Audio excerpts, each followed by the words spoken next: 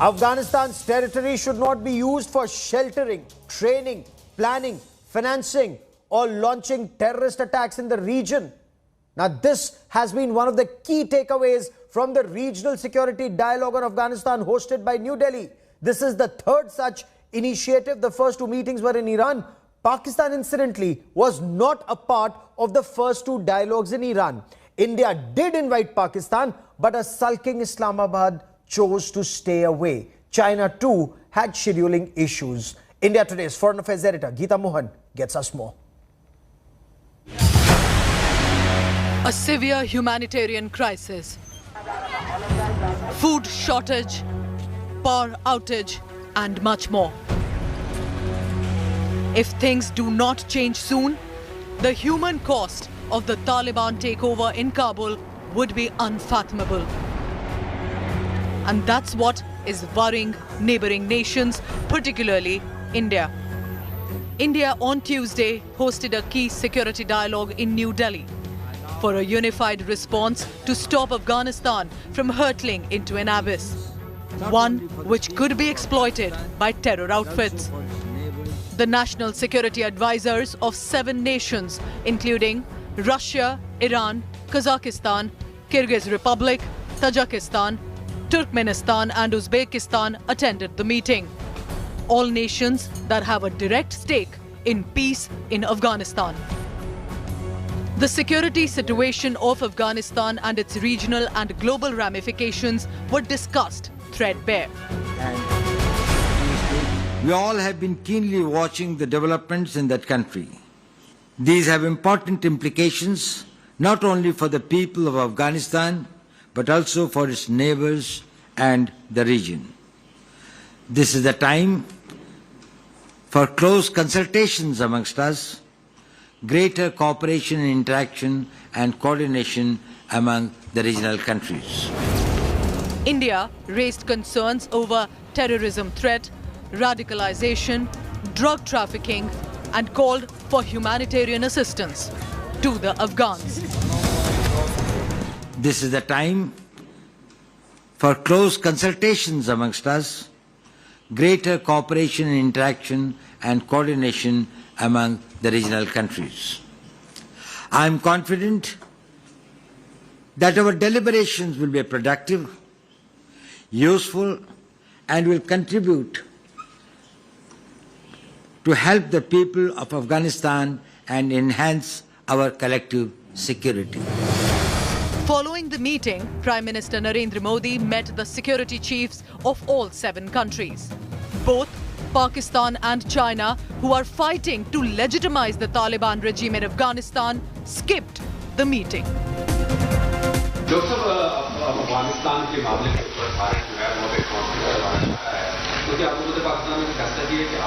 मैं नहीं जाऊंगा जी, मैं नहीं जाऊंगा. एक स्पॉइलर जो है वो पीसमेकर बनने की कोशिश नहीं कर सकता. While China cited the schedule as reasons to skip this meeting, Pakistan cried off, saying it did not see India as a peacemaker.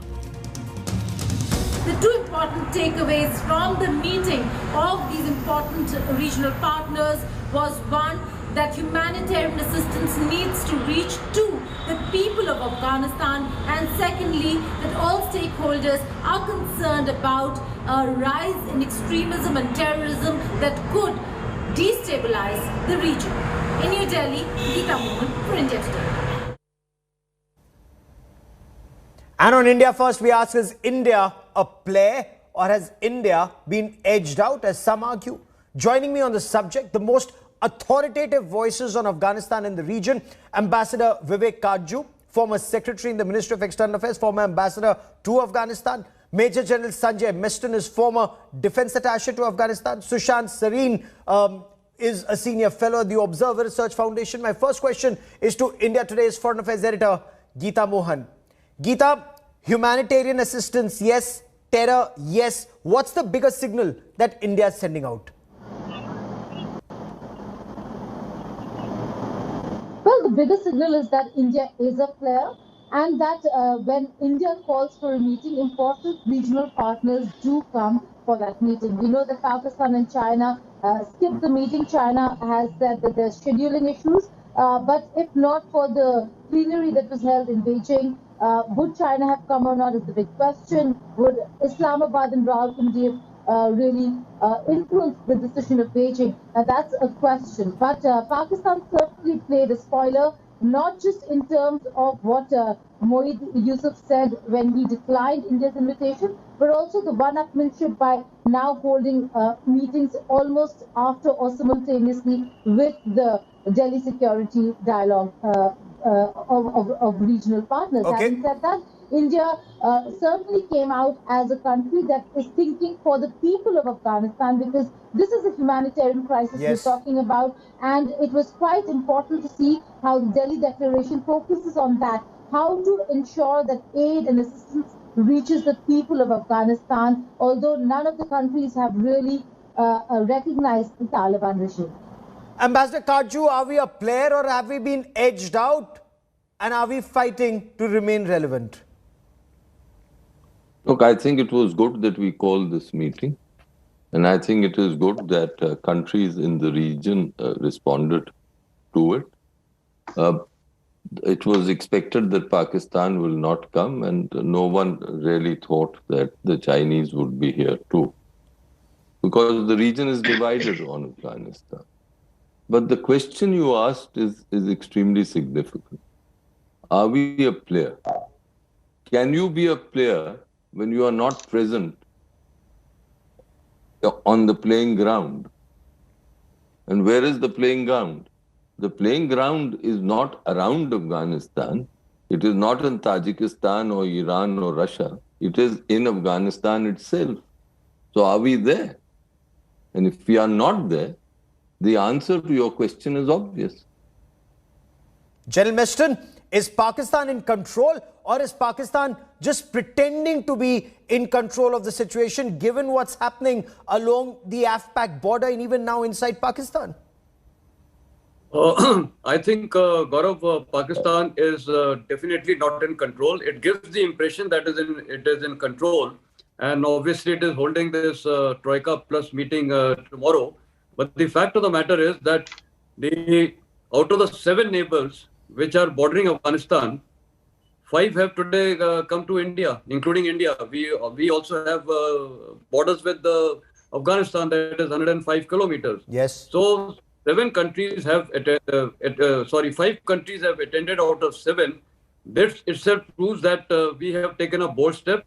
We are relevant in the playing ground. And irrespective of the arena, what Ambassador Kaju brought out, I do respect his statement that the playing ground is Afghanistan. But I would go further step that the playing ground is also Pakistan. I think that is the spoiler. The country which considers Afghanistan as its 5th province.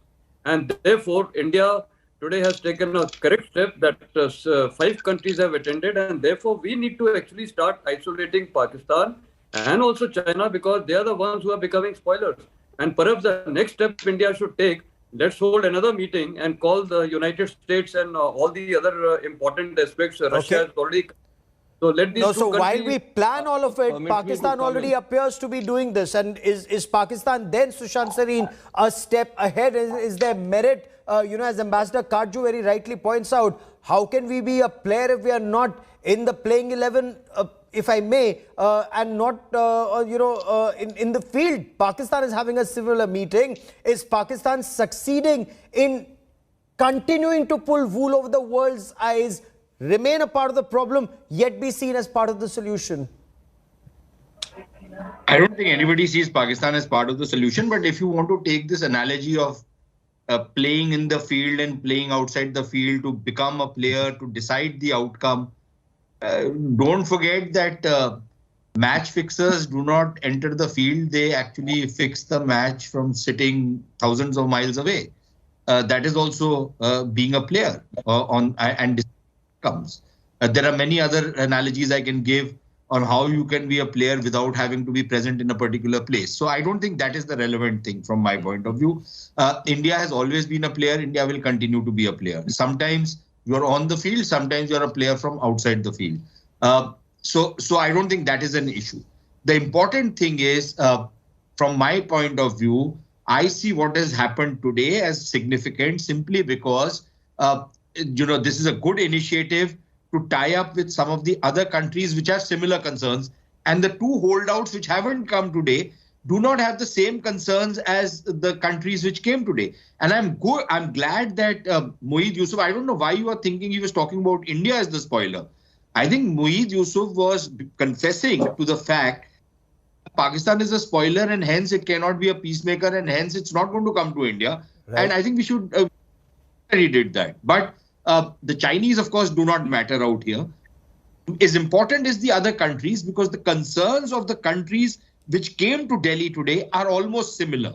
Yes. Their approaches their concerns are similar, and that's not the same thing for Pakistan and China. So I think it's good that these countries came, but this is just a first tentative step to try and deliver a message. Gaurav, allow me half a second more. Okay. What happened today is two things.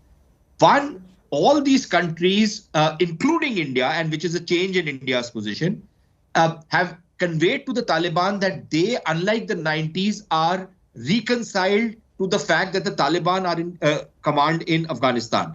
Mr. Karju was there in the 90s. He was responsible for interfering in internal affairs of Afghanistan. He was involved in destabilizing the then Taliban regime. I know he's going to take umbrage at my using those terms. But the fact is, we played that role back then. Today, we are saying we are ready not to do any of it. So that is an olive branch that has been held out to the Taliban. In return, there are certain conditions that the Taliban are expected to meet. And I think that, to my mind, is the biggest takeaway of today's conference. No, but that is to think that Taliban operates independent of Pakistan. But since you talked about Ambassador Karju, the bill, yaar, kitchen kaun chalayega? Okay, do respond. Kitchen ka kharcha kaun dega? Okay, Ambassador Karju, sir. Go on. Well, I find it a little strange that Sushant seems to know more about what I was doing than I know myself. I'll leave it at that. I think it's not good to be presumptuous on what other people have done. But that's for Sushant to decide. As far as match fixing is concerned, to take Sushant's analogy further, can you be a match fixer without having really an open or a subterranean or, let me put it, an effective relationship with the players? How can you fix the match if you have no contact with the people playing there? And who are the people playing there? The Taliban. Are there anyone else? Is there anyone else playing there? Yes, the ISIS, they are out. Is the Northern Alliance there? Are they playing the game? So I find it mighty strange that we can be players by fixing a match with other fixers and not with the players. What have I been saying? I've been saying this is a good initiative. I'm not saying this is a bad initiative. My question is it sufficient for us? And clearly not. If we want to live in an illusionary world, we are welcome. No, but in fact, this is quite a transparent world. Let me just complete this. Go on, sir. Again, I say it's a good initiative.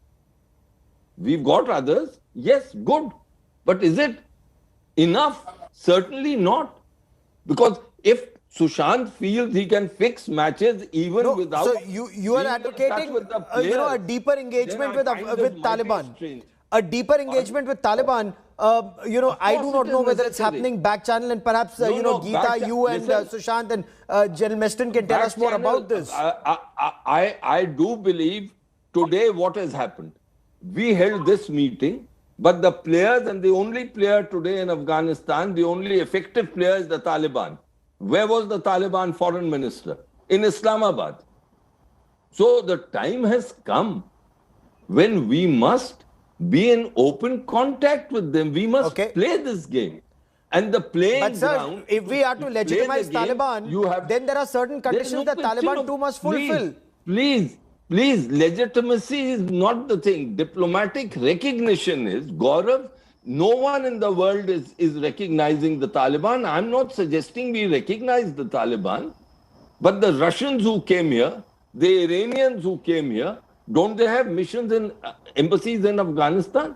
Okay. The Central Asian states. No, but the they might not Pakistanis are not that hostile to the Russians. The Pakistani won't kill the Russians the way they may go after Indians like they have in the past. Of course, security is important, but security can be ensured. No great country, no great power proceeds without risks. Fair enough. You take action Fair enough. to ensure that those risks are overcome. Okay. So Geeta, Pakistan wants to continue. Let's not hedge around with these words. Let's face facts. Oh, absolutely. In India First, we get all facts on the table and thrash it out. And that's why you notice I have no Pakistani and no outsider on this debate. It's a discussion that's happening within the family. Geeta, Pakistan wants to continue being the broker, the middleman, get aid in the name of Afghanistan and remain relevant, either routing or regulating that aid to Afghanistan. But will the world let Pakistan get away with it like it did last time? Well, the world is watching, the international community is watching. While India is not a match fixer, and I agree with Ambassador Karchu on that, but India certainly is a player. And I'll explain how, Gaurav. In all the bilateral engagements that India has had so far with all the important countries, including the United States of America, today Afghanistan is an important topic on the agenda. And the Taliban also know that. So while they continue to engage Pakistan, while they continue to take the cues from Rawalpindi, the fact is that unless and until countries like India and others start engaging the Taliban, and it seems like Taliban is a regime that countries such as India, who hold very dearly values of democracy, minority rights, women's rights, really start engaging the Taliban, there is going to be no recognition. And do we have a leverage? Because Afghanistan desperately needs food, fuel to battle a winter. No, we do not have a leverage. No, we do not have a leverage. No, 150,000 metric tons of wheat. With Ambassador Karchu on that one, it's incomparable. It's incomparable. We cannot compare ourselves to where Pakistan is today, Gaurav, because the wheat that you're talking about, the aid that you're talking about, the biggest impediment today for India to actually reach Afghanistan is Pakistan. Yes. So Pakistan is in a position of advantage over here. Okay, General Meston, on the 15th of August, for Taliban, humanitarian aid will not reach. Oh, absolutely, and that's a concern. General Meston, on the 15th of August, Imran Khan was boasting about breaking shackles of slavery when Taliban rolled into Kabul. 3 months down the line, is Pakistan on top of the situation? Look at the fight that's happening inside Pakistan between the Prime Minister and the Army Chief on ISI Chief appointment, and the killings that are happening on the Afpak border. Yeah, I'm glad that you have highlighted this aspect on 15th August and thereafter what has happened. But I would just like to say, Ambassador Karchu has highlighted Taliban, that we should have some kind of a dialogue with them. But the thing is, who is Taliban? I would put it very, very bluntly. Taliban is Pakistan. He stated that Mutaki, that is the foreign minister, was there. He's gone on the behest of Pakistan. Taliban, this present dispensation is being totally controlled by Pakistan. There is no denial of this fact. Okay. And therefore, Pakistan seems to be gaining an edge. See, one thing is very clear. When the ISA forces were there for 20 odd years, Pakistan really had a negligible role, except that it had to per se support Americans because of the logistics which had to transit through. Otherwise, where were the Taliban? Where were the terrorists? They all were based and hiding based in Pakistan. And the moment the Americans decided to leave, it is that time that the Taliban suddenly started. They were all controlled by. We will continue to track this story very closely. For joining me here on this part of India First, many thanks. I now want to shift